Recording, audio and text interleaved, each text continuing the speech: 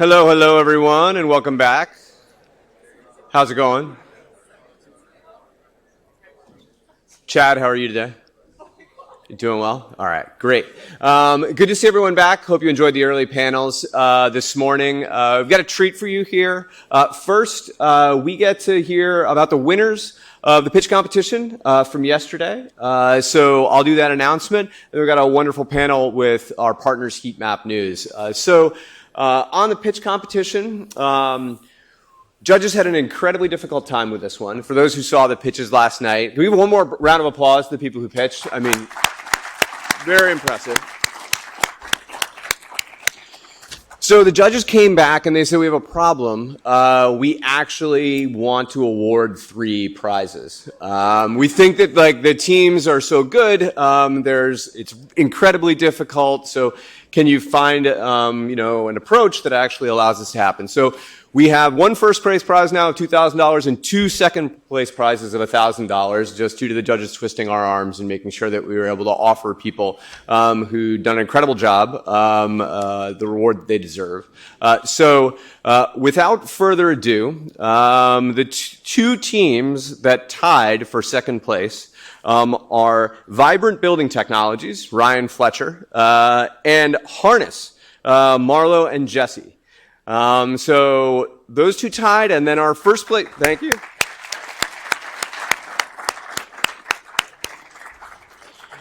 And then our first place team was Veridu AI, Daniel Zant. Then I'd love to invite Marlo, Jesse, Daniel, and Casey Pickett, who I believe will be representing Ryan, down to the stage for a picture. Thanks.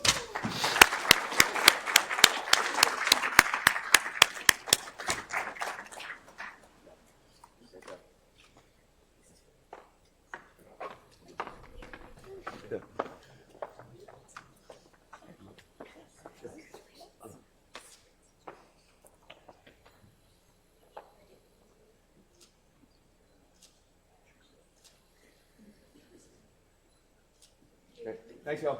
Congrats. And again, a call. If you can help one of these individuals, please take the 5 minutes, the 10 minutes, the 15 minutes, the hour that you can to support and help them at this early stage. So going from startups that just pitched to one of our favorite startups that just started 3 years ago, Heatmap News. Who here reads Heatmap News on a regular basis? All right. So if you are not raising your hand, you might want to ask why a vast majority of the people in the room just did. Because, for folks who've been in clean energy for a while or thinking about decarbonization, there was a question that we were always asking when we read the news in the popular press, which was, why is The Economist, the Financial Times, the New York Times always 3 years behind every trend that we're already seeing in the market or that people are having conversations on? And where is the incredibly high quality journalism that can do this and kind of keep us up to date? And when Heatmap News popped up, one, I just want to recognize, connection to this building, Randy Siegel, from Yale SOM alum, a part of that founding team. But where do you collect the kind of amazing set of journalists who know and understand and can do investigative reporting and understanding trends that we did not have? So, for us and people who've been looking at this for a while, it's the Rob, Emily, and Matt are kind of like our Brazilian soccer stars of clean energy journalism. We want to put them on a first-name basis with you all because of how good and high quality this is. And we're thrilled to be able to offer a conversation amongst this group of kind of people who report, understand, really are digging into every trend, every nook and cranny of how the kind of economy, society, and technology shifts in really driven by the kind of electrotech revolution, like clean energy. It's a remarkable community and group of people who are working on this. So this is actually a live podcast of Shift Key, which is Heatmap's podcast. So you'll see the mic set up here. Rob is the host with Jesse Jenkins, a professor of energy systems and engineering at Princeton. Jesse is not here today. But this will be recorded and, if we get the audio correct, which I believe we will, hopefully put out in the podcast in a little bit. So please join me in welcoming Rob, Emily, and Matt to the stage.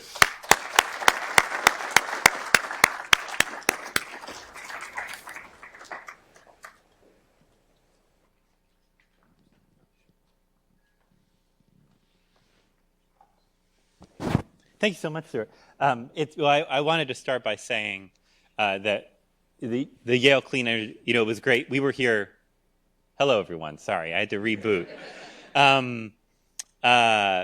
We were here a year ago recording Shift Key, and we had a great time. And before that, since then, through the past year, really since Heatmap was started, the Yale Clean Energy community has been a tremendous friend to Heatmap, an ally, a partner, and we're just so appreciative of your support at Heatmap.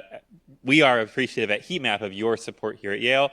And let me add that it's really meaningful and so cool for us to see that all of you read Heatmap in this room, because I think from our perspective, listen, journalism, crazy industry, you get to talk to anyone you want, or you get to talk to a lot of different people.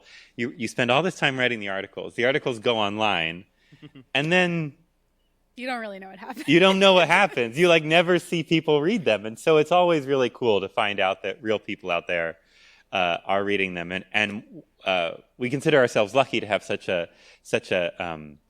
plugged in, smart, fun group of readers as this. So thank you so much for reading, and thank you for your support here at Yale. We really, really appreciate it. And I have to say, as a co-host of the Shift Key podcast, Shift Key and my co-host Jesse, who couldn't make it today, also really appreciate it too. So thank you so much.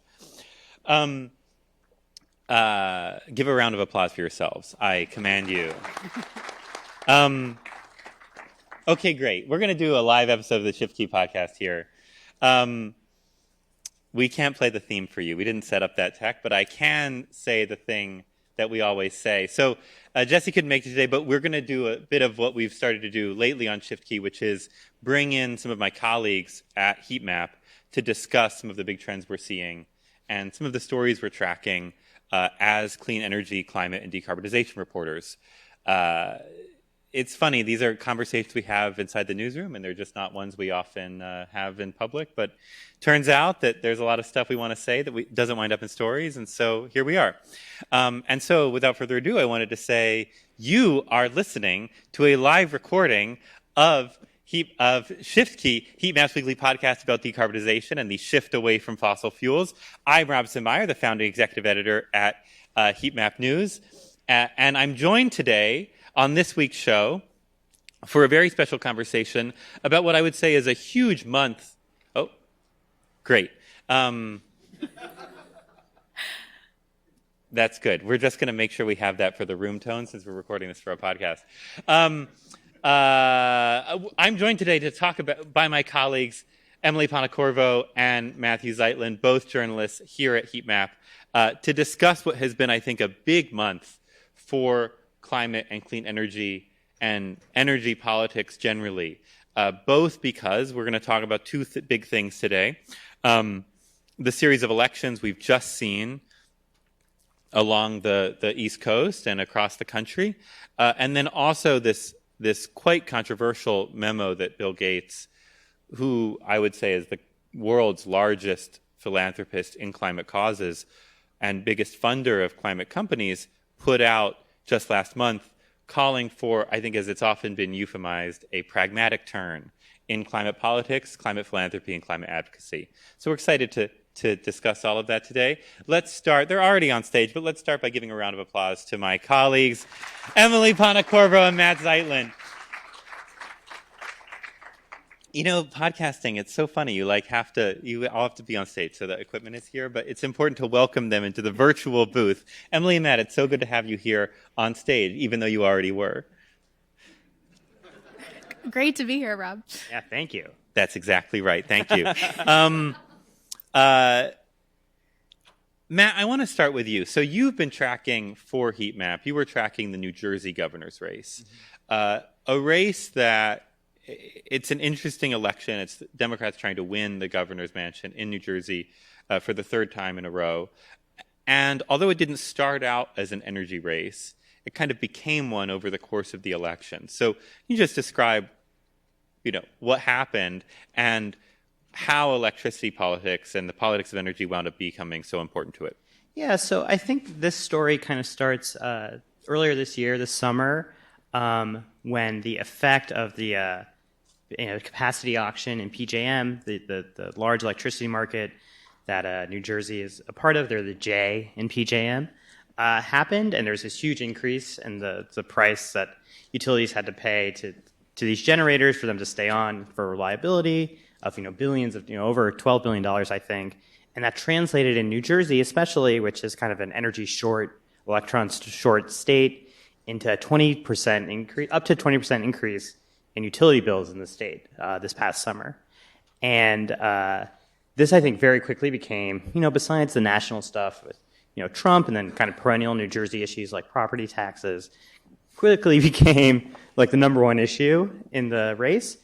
And I personally thought Mikey Sherrill, the New Jersey congressman from northern New Jersey, who is the Democratic nominee, I thought she'd be vulnerable because New Jersey there's the current governor, Murphy, is a Democrat, served for 2 terms. He had really made renewable and clean energy one of his big issues.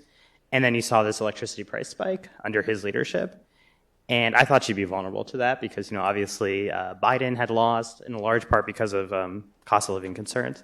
But what she did is she kind of jujitsu'd this issue around, and she adopted this very bold and clear and simple sounding policy of declaring a state of emergency and initiating a freeze on utility rates. And this then became like the main thing she was talking about on the trail when people started asking questions about electricity. It was a way to kind of bat away questions about New Jersey's kind of offshore wind debacle that's resulted in zero offshore wind, and offshore wind's quite expensive in New York as well.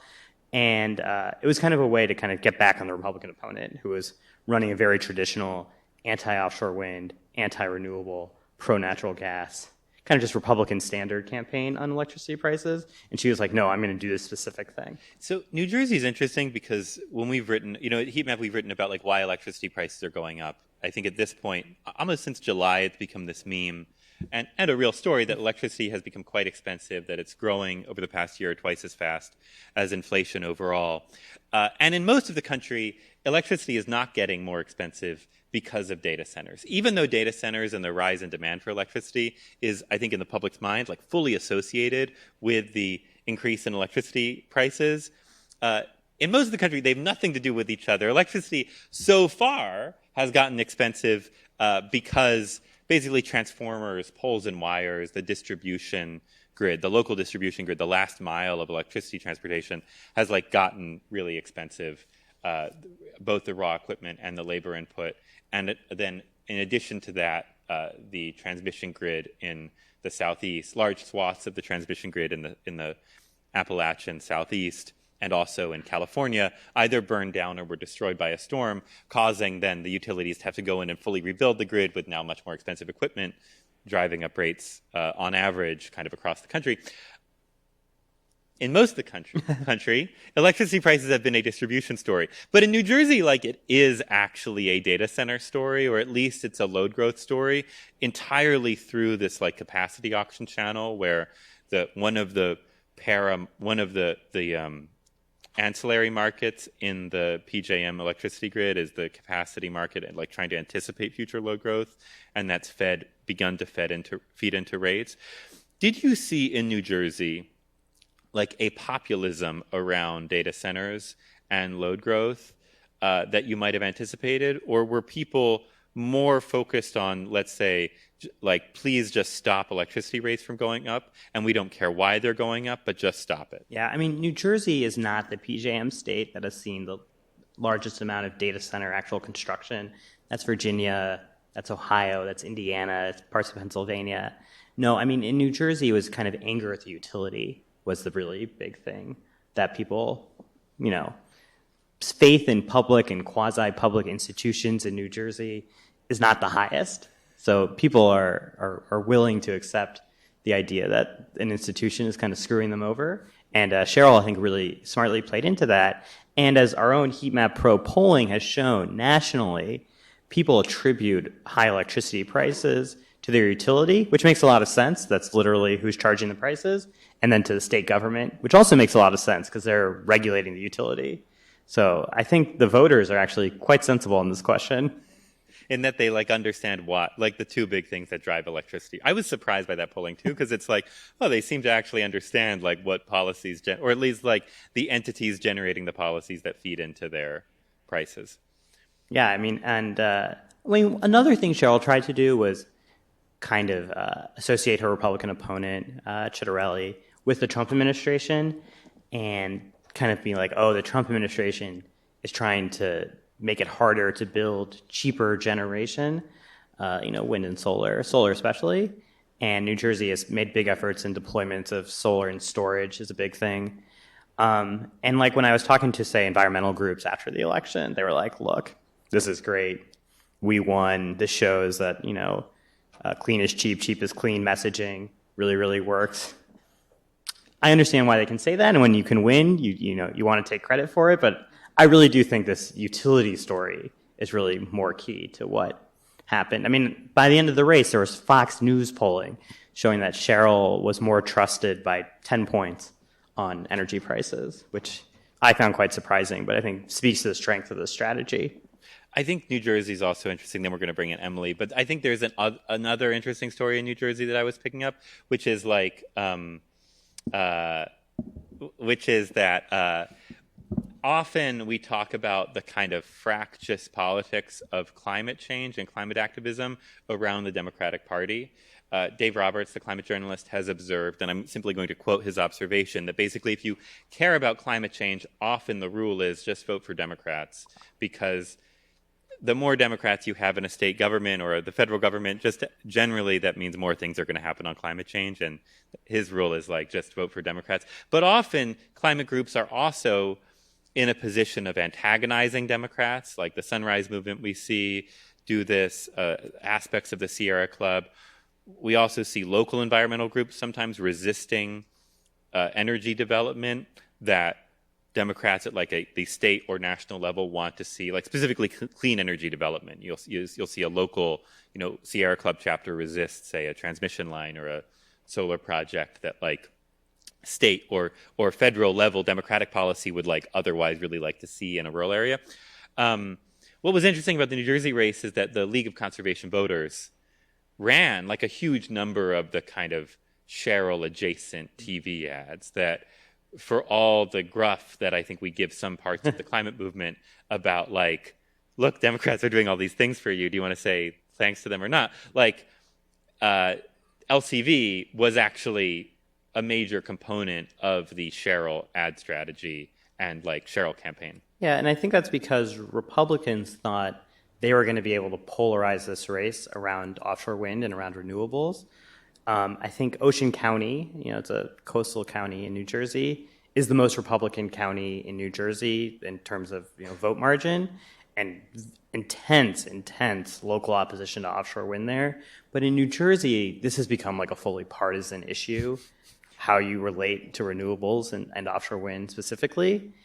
And so I think that has made it so that everyone, kind of the broad left of center, broad environmental community, understands that this opposition to offshore wind is like a thing Republicans do. As Democrats, they should be on the team. There's also something funny about New Jersey, and you're going to have to forgive me here. Yes, there is something funny about Yeah, New I know. Jersey. There's something, this is the only moment in the 4-year cycle where, as a New Jersey native, I get to express like any indigenous knowledge, like get to like pull a card that's like, I actually know something about this state. There is like a rural-urban divide in the energy politics of New Jersey, in that if you look at the map of, blue versus red New Jersey, who voted for Mikey and who voted for Jack Ciattarelli, the people who live in the blue parts, there are people who live in the blue parts of the state who then go vacation in the red parts of the state, and it's the red parts of the state that resist the offshore wind, who live where the offshore wind would be built. Anyway, there's just like an interesting urban-rural divide there. Emily, you've been sitting on the stage this whole time. I want to bring you into the conversation. Virginia, so there were 2 governor's races in New Jersey and in Virginia. In Virginia has actually seen a huge amount of data center construction, but it hasn't maybe seen the increase in electricity prices that like New Jersey has seen. What role, if any, did data centers or electricity prices play in the Virginia elections, either at the governor level or the more state legislative level that you saw? So I more closely tracked the Georgia Yes. election, but I will say I think in the kind of like pre-reporting I did before the election, in Virginia, it seemed that data centers were much, much more the focus. Yeah. That like the candidates were campaigning around. That obviously ties into electricity prices. I think electricity prices played a role, but data centers were sort of like the central focus. And kind of like how are the costs of data centers, distributed among ratepayers and businesses? And it seemed like it didn't come up as much for Spanberger in her campaign as maybe it did in like the Loudoun counties, the areas where data center construction is starting to spill over into like what have historically been rural areas that are now becoming this kind of quasi like low density but industrial mix that data centers and that type of like Northern Virginia sprawl has brought in. Anyway.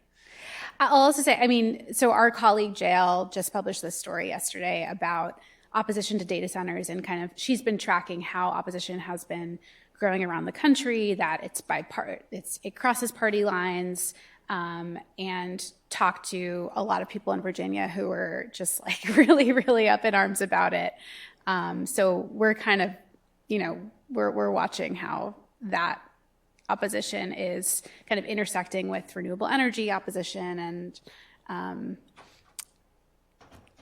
I don't know. Well, it's interesting, right? Because I think one thing that JL described in that story, I want to get back to that story in a second, but like I want to loop around to that story and talk about Georgia first. But like, is that for in many places, we track at Heatmap the local resistance to renewable energy, and the local the increasingly kind of NIMBYist response to renewables, to wind and solar as they are built around the country. And I think one story we've been tracking is that in rural areas, there's a sense around renewables that these things get built and then the electricity goes to the city. That this is like in the rural urban divide, that renewables are like an outpost of urban development within the rural area. They're not very jobs intensive. They do they throw off public revenue, but they don't really they're not big employment centers for people. And so they wind up getting, farmers resist them often.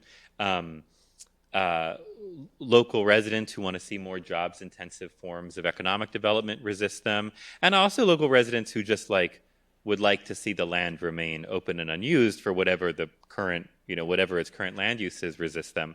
And what's interesting is that Jail's found that data centers, even though I think at the national politics level, data centers kind of code increasingly as Trump aligned, and renewables code in the kind of grand psyche of national politics as Democrat aligned, data centers fall in exactly the same bucket of they go in, they're big expensive construction projects, they're not very jobs intensive uses of the land, they throw off a lot of public revenue, so they're kind of good for local governments, but they're not the kind of economic development that people necessarily imagined or hoped to see that land get used for. And and often people are just happy for that land to remain vacant anyway. And so there's this weird horseshoe politics emerging of data center and renewable farm opposition that both kind of unites the right and the left. But let's talk about Georgia. So tell us what the story was in Georgia, because I think of all the races, this is maybe the most important for clean energy policy and climate policy, but also maybe the least, it got the least national attention. It's actually pretty amazing how much national attention it got, considering this was a race for the Public Service Commission of Georgia. If you don't know what a Public Service Commission is, it is the body of regulators who oversee utilities, so gas, electric, water, often telecommunications. There's one in every state, and in most states, the governor appoints these commissioners, but in just 10 states in the country, and Georgia is one of them, the commissioners are elected. And so this was a huge election year for the Georgia Commission because The election had actually been delayed by several years. There hadn't been one since 2020 because of a lawsuit that basically just pushed it off. And so the current commissioners hadn't been put to a vote in that many years. And during that time, during that like kind of extended period of time of them, staying on the commission, they oversaw 6 rate increases. Rates went up by like 30%. There was an average of like $500 increases on people's bills annually. Like it was just, Georgia it had like kind of the fastest growing rates in the country for electricity. And that was partly because of the nuclear power plant that was under construction there, Plant Vogtle, which went, billions and billions of dollars over budget. But the commission, ultimately, they're the ones when the utilities come to them and with these cost overruns, and the commission gives them permission to put those costs on ratepayers. And so I think, so what happened in Georgia is that a few Democrats challenged 2 of the Republican commissioners that were up for election. And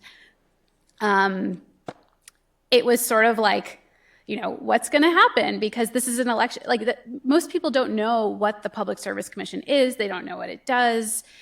It's not. It's like this, it's often, first of all, it doesn't receive direct. There are very few states. There's only 10 states where voters elect the Public Service Commission directly. And number 2, even if you're like aware of the Public Service Commission as an institution, which we're talking about whole single-digit percentages of voters who are probably aware of it as an institution, you then have to remember to go out for it during what was otherwise like a mega off-cycle year in Georgia. But in most states, it's even kind of more invisible because it operates as this like quasi-legislative body appointed by the governor and confirmed by the legislature. Yeah, exactly. And so what happened in Georgia, there was, a huge on-the-ground campaign. The Georgia conservation voters spent like $2 million trying to bring awareness to this race, trying to elect those Democrats. Georgia Power and like Southern Company, which is their parent company, they also spent millions of dollars trying to keep the Republicans on the commission.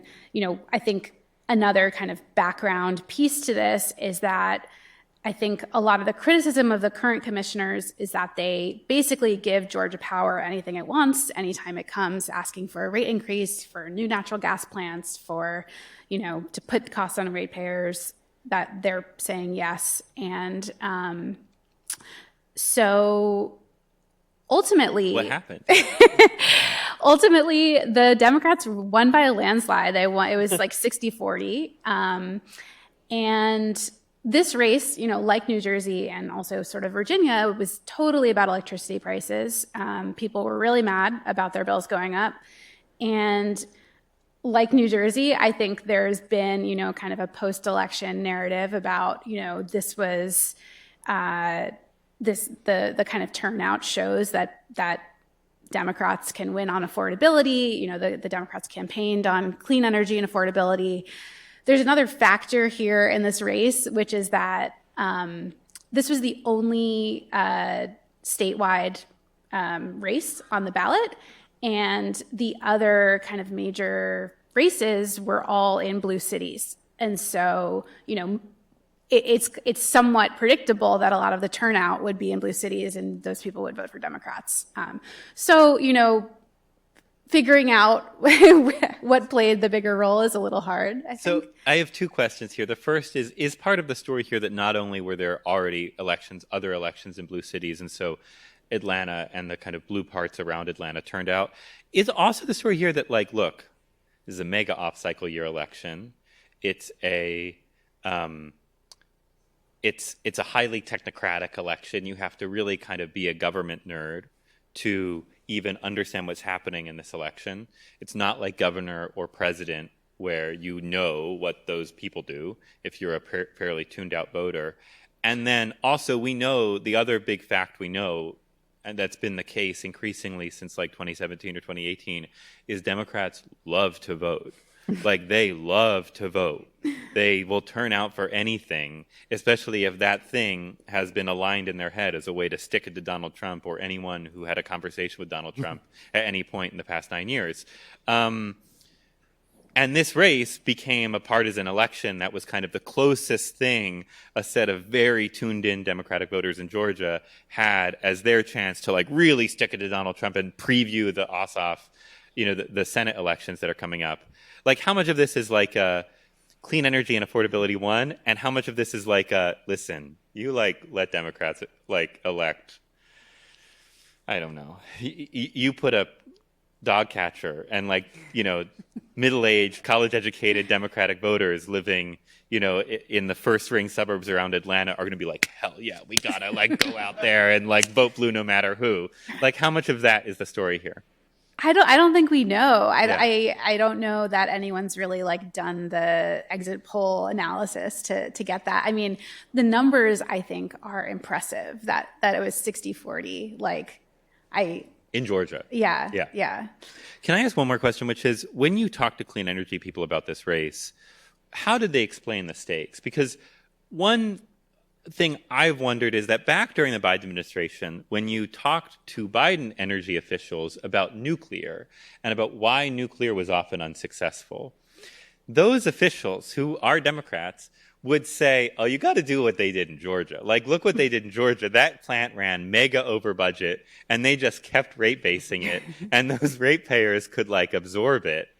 And that's how you should do nuclear, is, like, find a sufficiently big electricity market where you can just begin pushing costs into the electricity market. I'd also hear, to be fair, Biden energy officials basically saying, like, we have to authorize as many AP1000s as we can, which is a nuclear reactor that was built around Vogtle, that was built in Georgia. We have to authorize and like get as many of these started as we can before the rate increases start hitting Georgia ratepayers, because once they do, people are going to turn on the politics of nuclear in a way that like maybe we're not anticipating. Anyway, how did clean energy people think about this? Because like, it's a bit of, because the reason, one of the biggest drivers of rate increases in Georgia is the Georgia PUC's total willingness to just keep taking costs from the 24/7 clean electricity giants that are nuclear plants and like shoving them on ratepayers. I actually think that the clean energy folks were thinking about this more in terms of the risks around a natural gas build out in Georgia, because Georgia Power, the biggest electricity utility in the state, has recently, in their most recent resource plan, proposed building 5 nuclear power plants worth of new natural gas in the state to essentially power data centers, the data center build out that they're anticipating. And like I said before, like the commission has been known to basically just give them what they ask for and say yes, and not ask questions and not ask for alternatives. And so, and also I think the commission has been accused of really stunting the growth of like rooftop solar, being much more like facilitating more utility scale solar, but kind of stunting rooftop solar. And so the Democrats really campaigned on saying, we're going to look at that resource plan and we're going to ask questions and we're going to, ask to see what an alternative scenario with more renewable energy would look like. So I think those were the stakes. Now, whether they're going to get anywhere is another question, because of the lawsuits and the like strange timeline for this election, one of the candidates will only serve for 1 year before having to be reelected. They also are only 2 out of 5 seats on the commission. The other 3 are Republicans. And so, kind of it's a little bit unclear where they're going to find like points of agreement with the other folks on the commission. So looking at both of these elections, like, do you think, and we can talk about the elephant in the room for this word that I'm about to say in a second, but like, when you look at one of the themes that has emerged from the aftermath of these sets of elections is that Democrats have solved their political problems around the entire Trump second era. All they need to do is run on affordability. And affordability, cost of living, is going to solve all their political problems, and it allows the party's various factions and coalitions to kind of come together, coalesce around this one word, and it allows Democratic politicians to promise voters this one thing. Were these elections about affordability in your mind, or were they about like other dynamics that we shouldn't really, that like are much larger and more structural than this one word that has emerged as the lesson from these races? I mean, I think, most elections now are about Donald Trump, and so that's what this one was about. And then, because of the dynamic you were speaking to earlier, Donald Trump was not on the ballot, so it changed the composition of who turned out. But about this kind of affordability question, I do think Democrats not being in power benefits them because they can just attack. You can just say, like, prices are too high. Yeah. It's your responsibility to do something about it. I mean, so Trump did so effectively in 2024. But I do think there's definitely landmines here. So Lawrence Livermore released this report looking at electricity prices from 2019 to 2024 and how they changed and what factors and what states were associated with the change. They found that load growth was not associated with higher prices, which you mentioned earlier, Rob. One thing they did find that was associated with higher prices was these kind of public benefit charges and renewable portfolio standards that you see largely in blue states. I think precisely because the renewable penetration has gone up, meeting the kind of marginal percentage point of a renewable portfolio standard actually gets more and more expensive over time and requires more grid and network costs. Also, rooftop solar is another thing that almost mechanically drives up electricity bills for the people who don't have it. And so I think a world, say, in 2028, where Gavin Newsom is a Democratic presidential nominee and he has to defend the highest electricity price increases in the country, the most, the richest rooftop solar program, the strictest rules around electric vehicles, which are more expensive than gas vehicles, California's attempt to ban gas-powered cars, ban sales of new gas-powered cars, which, this Congress has overturned. That debate, I think, would be much more difficult for Democrats than right now. They can say, like, you are obstructing the cheapest marginal form of energy because you hate the offshore wind turbines in your golf course in Scotland. That's an easy debate to win. Defending the whole laundry list of environmentally inflected electricity policy is much harder. In fact, in that Lawrence Livermore National Lab study, the number one variable for are your electricity prices high, they roll it out, right? And variable is locally higher gas prices or something, or more public benefit charges. The number one variable for are your electricity prices high in that study was, do you live in California? They just break it out and they call the variable California. And that's partially because California suffered terrible grid and disasters and natural disasters in that a huge swath of its rural grid network has burned down. But that is a driver too. Emily, what was your, I was just going to say, I think, whether or not what brought people to the polls and what caused people to vote for Democrats was the backlash to Donald Trump or was responding to this message of affordability. I think that now that on the other side of it, what people will remember is the message of affordability and the promise of it. And I think that is going to be really hard, if not impossible, to deliver on. And I think that, if anything, a lesson from this election should be that, what is a more nuanced, possibly, is there a more nuanced message that candidates could give on affordability that doesn't promise the moon? Well, can I ask, do we think affordability politics is bad for climate change and bad for decarbonization? Because, the story I've come to share with the class about this election is about the New York City election, where Zohran Mamdani won just barely a majority in the general. He blew out the primary back earlier this year that most people will have heard of by now. What's interesting is that unlike elections in the rest of the country, the New York election was a very high turnout election. This was not a story of Democrats voting just because they could vote, and it was a way to stick it to Trump. This is a story about massive turnout across axes and demographics and party ID kind of outside of Staten Island in New Jersey, where Mamdani won more votes, winning 51%. Think about this. So Mamdani won a bare majority, just over 51% of the votes in the New York election, but he won more votes in like more votes in a gross way than any candidate had in New York since the 1960s.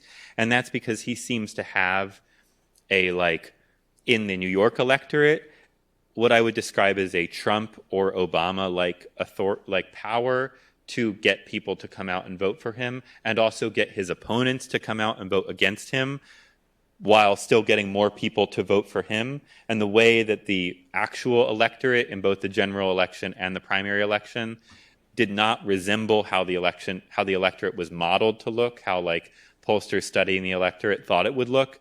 It was a very big difference. Anyway, what was so striking about this is that Mamdani, the early part of so he was elected to the New York State Legislature in 2020. The early half of his career was all about climate change. It was the defining issue of I would say one of the two defining issues of his time in the New York State Legislature. He called himself a proud eco-socialist. He called for there to be special sessions of the New York State Assembly during heat waves so that the state legislature would pass the various climate legislation he wanted to see passed. He was all about climate change. And then he started his campaign for mayor. And at the beginning of his campaign for mayor, in November of last year, he's still talking in this term, which is the way we can stick it to Donald Trump as, people who want to see the government do things that Trump doesn't want to see it do, is by building renewable infrastructure. He is at a rally at the New York State Power Authority in late November of last year being the working class doesn't trust us because we don't do any of the things that we say and because the air is polluted. And the way we can stick it to Trump and make the working class trust us again is by building a lot of renewable infrastructure but by building renewable energy, basically. But as his star begins to rise, and I think as it begins to occur to him that he might actually win this thing, he stops talking about climate policy to the degree that he has not given a long-form interview about climate policy since Earth Day, since April of this year. He did not roll out a climate policy other than his green schools proposal, which is frankly, a very, very moderate proposal that's we're going to turn 500 asphalt schoolyards into green spaces, which is going to be really cool and sure, but is not a proposal to totally remake how the energy, this is a candidate who used to say the reason New York doesn't build enough wind and solar infrastructure is because of capitalism, and we have to take on capitalism and we have to take on monopoly utilities in order to actually decarbonize, and New York should be leading the way on decarbonization. And now as mayor, he's let's start with the schools and putting trees in the back of the schools. As he started to get serious about winning the election, he stopped talking about climate change. And he started talking about the cost of living and affordability. And in polling that I should say a somewhat climate policy skeptical think tank called the Searchlight Institute, that's still Democrat aligned, did of New York voters after the election, they asked New York voters what issues do you care about? And what issues do you think Mamdani cares about? And cost of living, voters cared about it. They thought Mamdani cared about it a lot. And climate change, they didn't really care about it, and they didn't think Mamdani really cared about it at all. Even though Mamdani used to put climate change so much at the center of his politics that he described himself not just as a socialist, but as a proud eco-socialist. My question is there a bit of a trap here for, listen, Democrats want to see the Trump administration's hanky-panky around offshore wind and all this renewable stuff stop, but is there a trap here where leaning into the politics of affordability is going to instantly hurt climate policies when Democrats oversee them, because the way you do affordability politics is you in New Jersey, for instance, take all those public benefit charges off the bill. Maybe you say New Jersey's not going to adhere to the electricity-only carbon exchange that it's been in for a decade at this point, or half a decade, in order to keep costs down for utilities. I guess what I would say is that precisely because American, maybe outside of California, climate policy has been so modest, it's like kind of how they do things anyway. So like in Canada, when there was this general election, and they switched, the Liberal Party switches in a new candidate, and the person they pick is also someone, Mark Carney, whose career had been devoted to climate change. He had been in charge of all these initiatives about net zero investing, and he's working at Brookfield, big renewable developer. And he'd never been elected politics before. Like the second he becomes the leader of the Liberal Party. And not only that, he is in 2021 when we're covering like finance and its big pro-climate turn. Mark Carney is the guy. He is like the international face of Climate finance. Climate finance, yeah. Yeah, and he's working with Bloomberg, and he is very much associated with, I'd say, a very European approach to climate policy, where you kind of choke off investment into fossil fuels and really promote investment into renewables. There's carbon taxes in Europe as well. He gets into elected politics, and he's like, crap, I have to win an election, and like we're behind. And he's like, we have this carbon tax, we're ditching half of it. We're not doing it. It's like one of the first things he does. He wins pretty easily. There doesn't really seem to be any backsliding. They're not going back to this carbon taxation approach. So, but with Democrats in America, we don't have a carbon tax. Yeah. You tried and failed to do that. So I do think this kind of clean is cheap, cheap is clean mantra is kind of the comfort zone for elected officials. What I think is more noteworthy is that the kind of researchers, the groups, the advocates have kind of also gotten the message. Now, have they changed their mind about anything? I don't think so. But like, if you talk to them, they're like, we support cheap energy. And it's been the biggest gift, I think, on all of this stuff, it's been the biggest gift to clean energy advocates that the Trump administration is shutting down all this energy generation. Obviously, it's been terrible for clean energy companies and anyone working in the clean energy industry, like many people in this room. But it's been a big political gift because it has allowed Democrats to kind of retake the mantle of, we just want more energy. Like Donald Trump is not building all this stuff, and we are.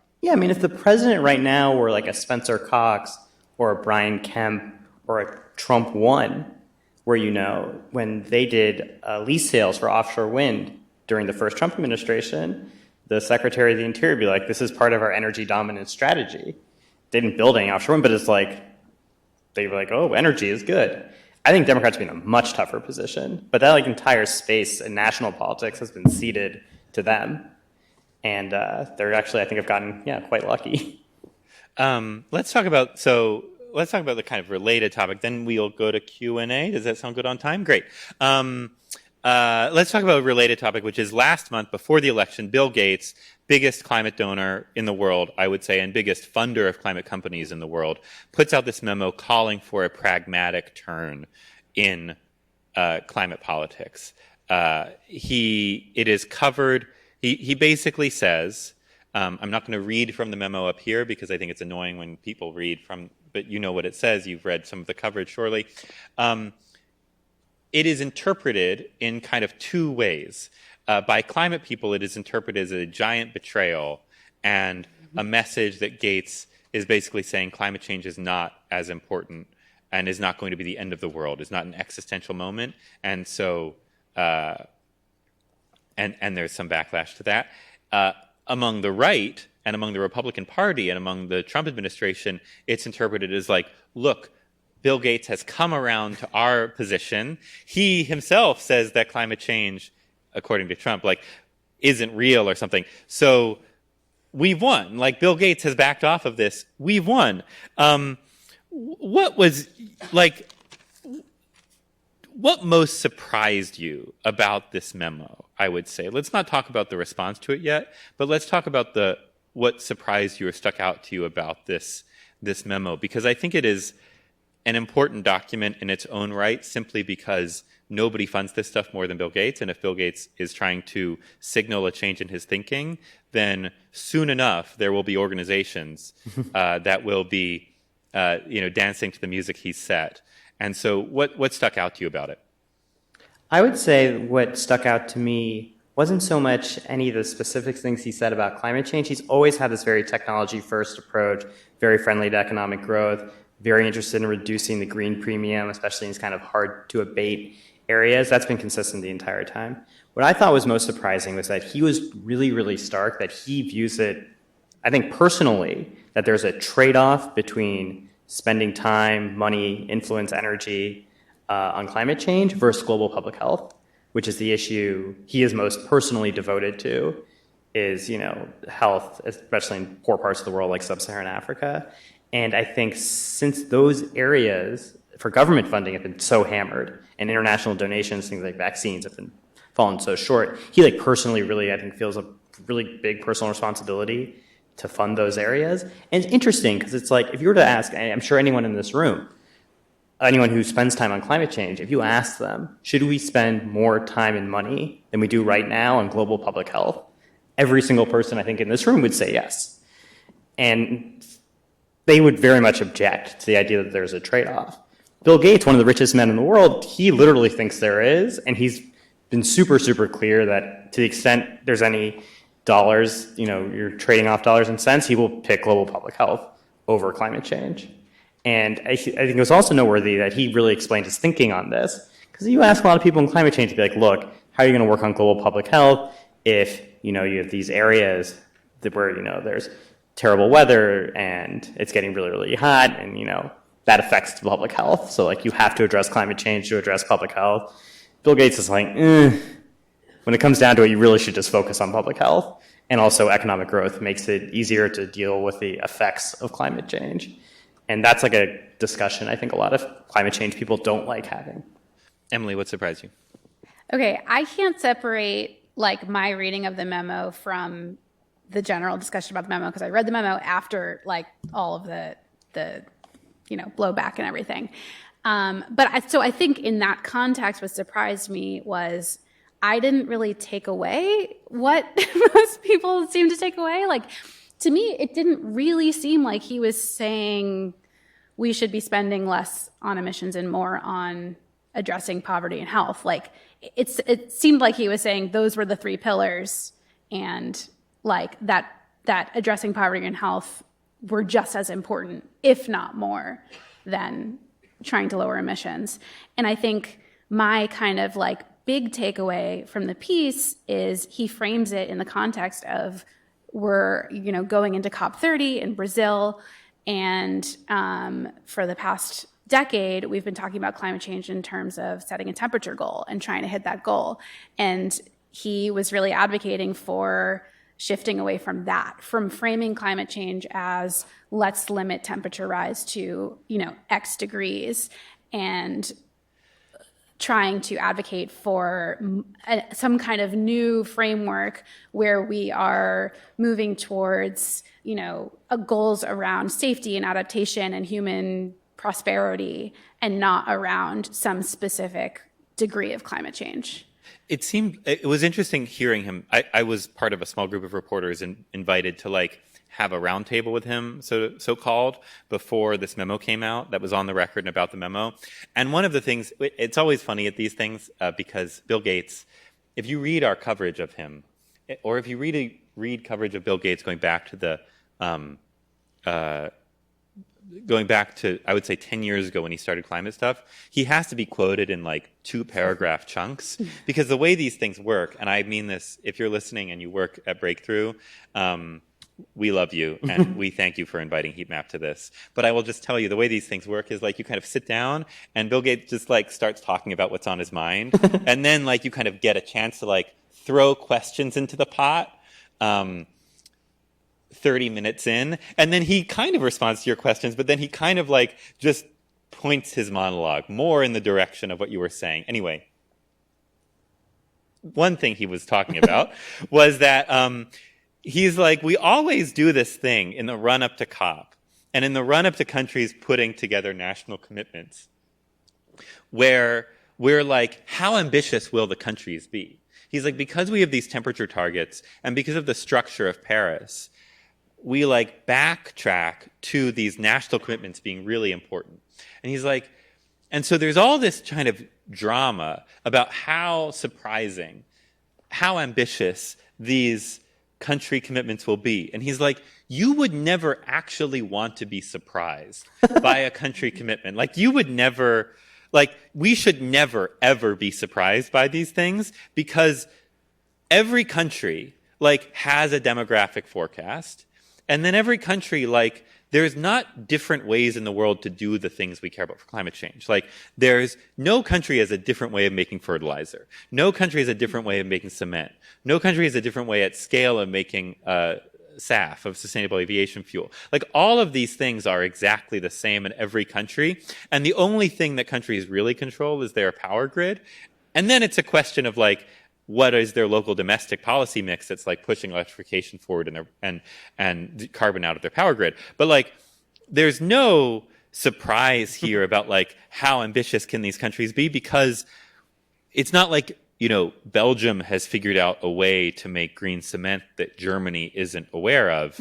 Like, Germany knows all the things that are happening in Belgium. They have a customs union and like free, you know, IP transfer. And so nobody is going to be shocked here by these ever, and building up a kind of I think his more buried point was like building up drama around these national pledges is a little silly, because you're always that means you're structurally going to be let down, because we're already computing, like, we're already assuming that countries are going to pursue the cheapest options available to them in our economic forecasts, and countries just aren't going to deviate from that very spectacularly in a way where you'd find out about it in their Paris pledge.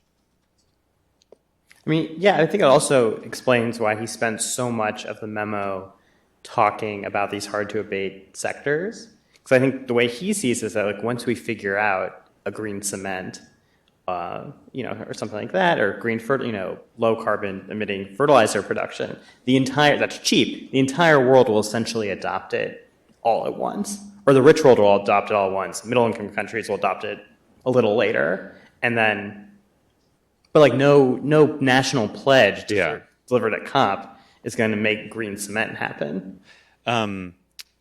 Last question, then we'll go to questions. So start thinking about your questions. This memo was called, I haven't warned them, I'm asking this question, so we're going to see how they do. This memo was called like 3 Tough Truths on Climate or something. And I will say a little bit, it turned out to be the 3 tough truths that Bill Gates has been talking about since 2015. But if you had to write a memo that was called 1 Tough Truth on Climate, what would you put in that memo? Oh, Rob. Oh, yeah. I would put, no one wants to pay anything to abate climate change.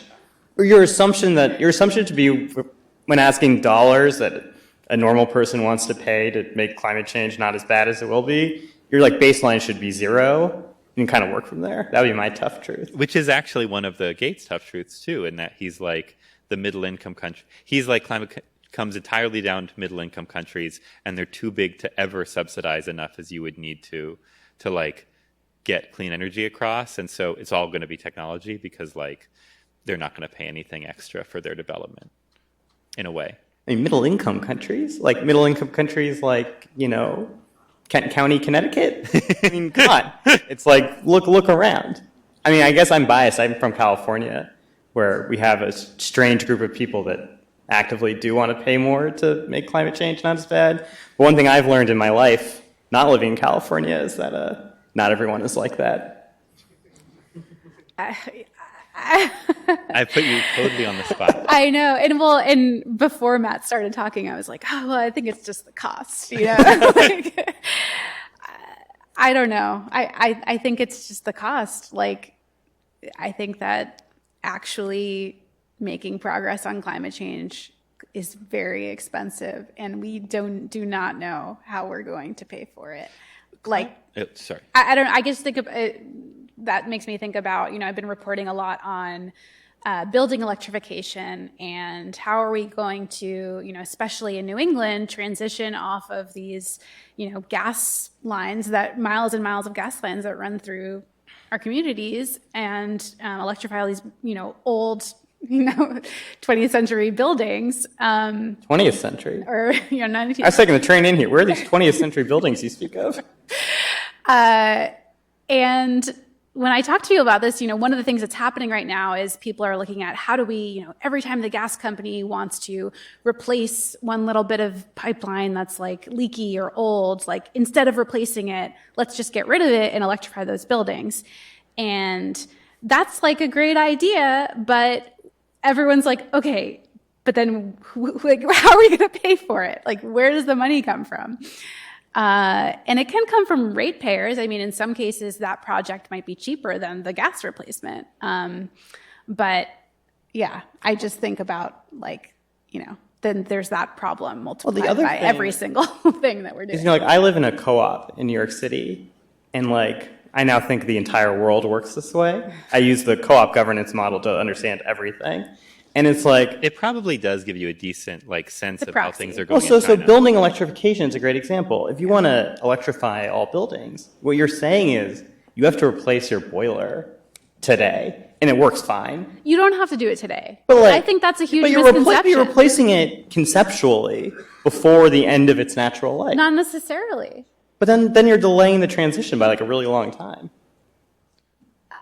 I think nobody is expecting you to replace your boiler before. But I'm talking about as a global economy. This kind of thing is that then when your boiler does fail, you need to delay, right? Because there's delaying the transition, but then it's when your boiler does fail, you need to delay replacing it by X number of days. However long it takes to get the electrified boiler in there. Or to get whatever you're going to use to replace your boiler in there, because it's probably not going to be at least right now, it's not the option off the shelf. And this is why people come back to you actually do have to pinch off investment in fossil fuels and in fossil fuel burning infrastructure, because there's no other way to make sure it's the default option when you get there. Do you think this might be my tough truth, climate advocates often say this is an easy technical problem and a hard social problem. Do you think that's wrong, and climate decarbonization is actually a very hard technical problem? I think it's a hard technical problem, but I think it's a much harder social and political problem. Well, also, it's that logic is so strange, because if only it were, technical problems can be solved. Technical problems get solved all the time. Social problems never get solved. It's okay, then we're really screwed. If it's just inventing a new type of thing, and it's kind of what Bill Gates thinks. Yeah, then you're back to the Gates world. But that would be great. If he's right about how this will all work, then the problem has been solved. Yeah.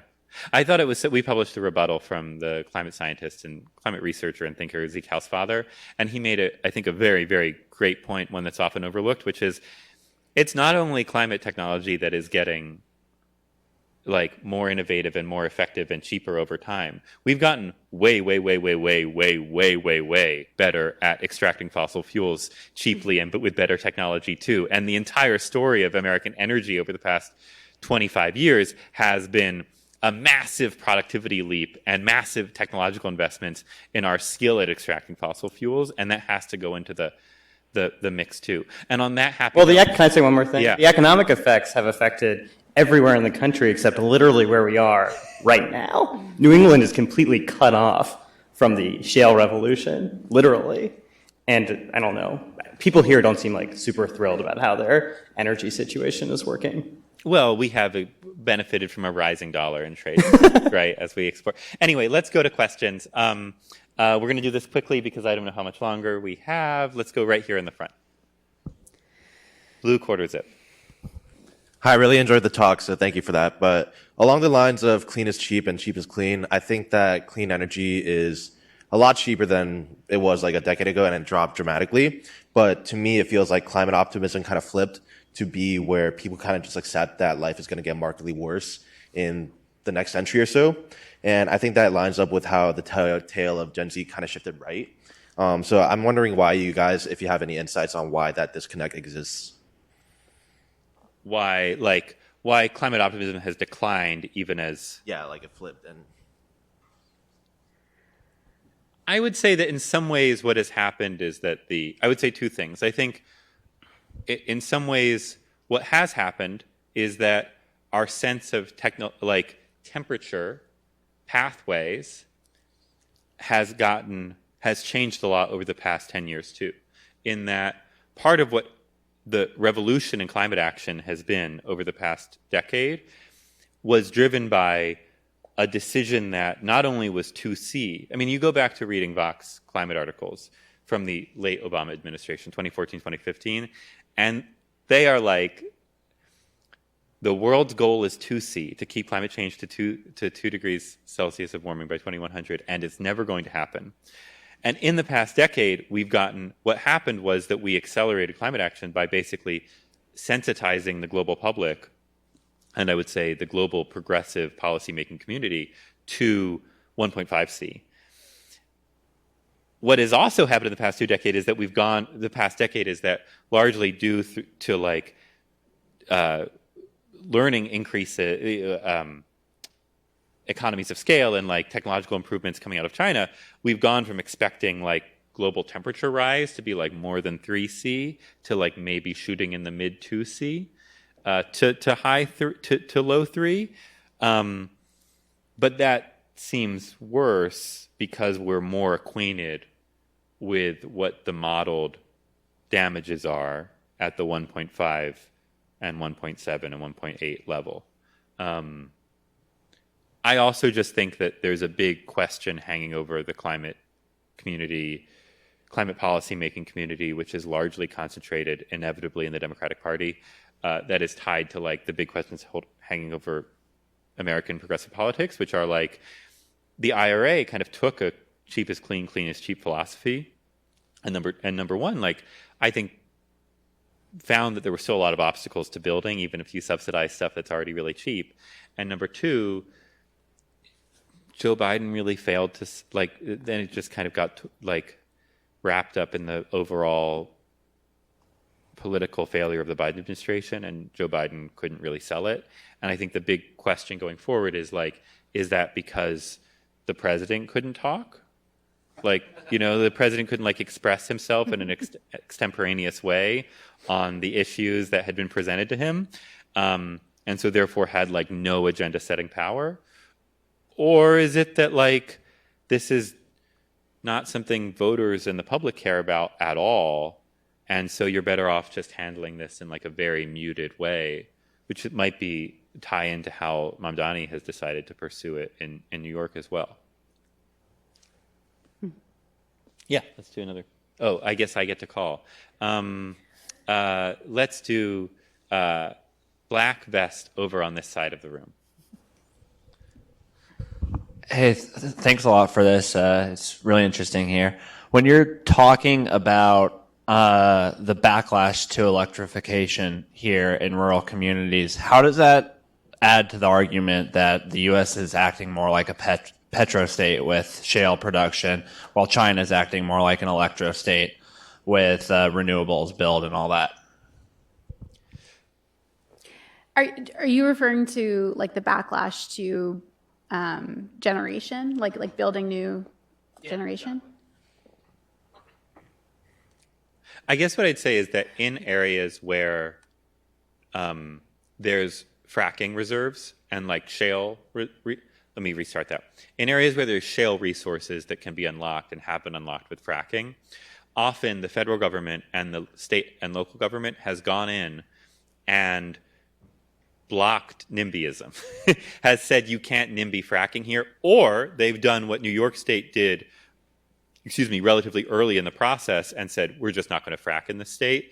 And so, like, the fights over permitting in natural gas and shale oil extraction kind of happened a decade ago, and now either places have relatively favorable fracking regimes, or they don't allow you to do any kind of shale extraction at all. What I would say is that there is, you see a lot of opposition to renewable development from rural areas, but not for reasons that have to do with like resource extraction per se. Well, you're just talking earlier that the same people using the same arguments in the same areas about data centers. Yeah. In some sense, the opposite of a solar farm or something. Except in its local economic impact, which is no jobs, disruption from construction, and lots of public revenue. Even more for a data center than a solar farm. Yeah. I guess what I'd say is that you could kind of there have been times in my career where I've thought, man, all of American politics comes down to like relatively urbanized and suburbanized, like merchant service workers and like high-end manufacturers, and they have different interests than like relatively rural and exurban commodity producers. And that's why like farmers, O&G, logging, they're all aligned on like the same rough set of policies. And then you have like manufacturing, Tech industry. service workers aligned on like a different set of policies. And you could kind of argue that and fit that into a petrostate theme. And sometimes I do think that's what's going to happen. And maybe the U.S. is just like drifting toward an economic model where we make like most of our exports are like soybeans and oil and LNG, and then we also make ICBMs very, very, very, very expensively. But like the tech right and the Trump administration's political economy has like thrown a bit of a wrench into this. And I also wonder how much of this is just like us as thoughtful people trying to come up with explanations for what's happening, but what actually happens are like events, and then politicians should just be responding to them in like the most productive and long term, politicians should be responding to them in a variety of ways. One more. Great. Let's do in this aisle, black sweater.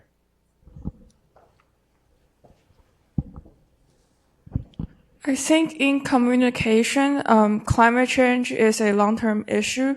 So like it kind of is an existential threat to humanity in the long run. But humans always think in short term, including politicians and the voters. So for reporters, how do you communicate that message to the general public? It's interesting because this used to be the big. I want to hear what Emily and Matt think, but I feel like from my view, like this used to be the big challenge of climate journalism and climate media is that like it's a big problem. People don't want to read about it, and they don't want to think long term. And then in 2018, I'll be honest, suddenly people were just really curious about climate change, and they were clicking on a lot of climate change stories. And if you wrote a good climate change story that was kind of good in all the ways that good journalism is usually good, people read it. And we didn't face those kinds of problems. I mean, I think now maybe we do again. Yeah, I mean, I think it's the other thing you see is that like people who are really fired up about climate change and are climate change advocates and really pushing for climate change policy, they're not spending all their time talking about what's going to happen in Bangladesh in 2100, even though those are where the biggest impacts will be felt. I mean, if you read an IPCC report, that's what it's about. They're talking about extreme weather and heat waves largely right now. And so it's like everyone's just kind of adopted. I think some people think that, the climate impacts are happening. So like, let's just talk about them. And the policy discussions are very short term. It's about deploying clean energy now or not, or canceling a project or something. And so, I don't know, I feel like it turns out very few people have this kind of the discipline to maintain the scientifically proper long-term perspective. And so it's just, if they're not going to do it, who is? I think for me, until maybe the past year, the way I thought about this was, I started as a climate journalist in 2019. So it was sort of after, I think, the vast majority of people had accepted the idea of climate change, that it was happening, that it was dangerous, that we should do something about it. And so since then, I essentially approached the job as like, what are we doing about it? Like, what are the options? What are the trade-offs? What are the policies? And just trying to tell people about what actually was happening and what could happen and what should happen, et cetera. And I think in the past year, I've had a little bit of an internal reckoning of like, and that's all to say, like, I didn't spend much time in my job as a climate journalist talking about what climate change was going to look like, what to expect, what the impacts are, what the risks are, what does the latest science say. Like, that stuff didn't seem as important to communicate as what we were doing about it, what we should be doing about it. Now, I'm not sure how I feel about that anymore. After the Department of Energy report earlier this year, that was really attempting to refute the science on climate change. And, I do believe that a majority of people still believe it's real. I think there's like more confusion now about how dangerous is it? How at risk are we? Like, before people said we have 10 years to reduce emissions or else like catastrophe. And now it's like almost 10 years. And like, so what should we think now? And I think there's a kind of a new job for us as journalists to start talking about that again and figuring out, what is the urgency? How do we convey it? What are the risks? How do we convey them in a way that's maybe more nuanced?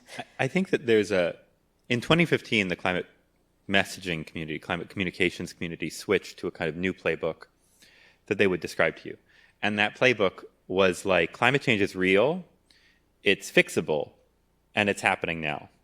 I might be misremembering some of those 3 points, but those were like the big hits, right? It was like, and that was when I think all of communications about climate change kind of became way more present focused and way more like, this is a real thing that is happening right at this moment, but it is a tractable problem. We're now 10 years into it being a tractable problem. And I think one effect we may be observing is that climate change is so aligned with people's partisan ideas in the US that climate change doesn't need to have a long-term impact on their, like they don't think about climate change as having a long-term impact, because if it's hot, like way later into October or November than they used to experience, or if it's a really, really hot day in the middle of the winter, or if it's a really strong downpour, and there's flooding, like more flooding than there would have been before, but not maybe the kind of catastrophic flooding that is sometimes described as being a catastrophic flooding we would expect from like 2C. They perceive those near-term harms of climate change, or those near-term like perceived harms of climate change, to be like real hits to their welfare now. Like lots of people, like I think, experience the effects of climate change now as real present hits to their welfare. But when they then make decisions about their welfare, they like still think in more in longer term and kind of like more ways that are better reflect the economic modeling, and they're not willing to pay the costs, as Emily was saying, of decarbonization. And let me just add one more big problem here that I'm going to identify, and then we're going to be done, which is that like 10 years ago, I also think there was a model of international coordination on climate change. The US at that point was like, forgive me if I misremember the stat, 15% of global emissions, 14% of global emissions. It was higher than it is now.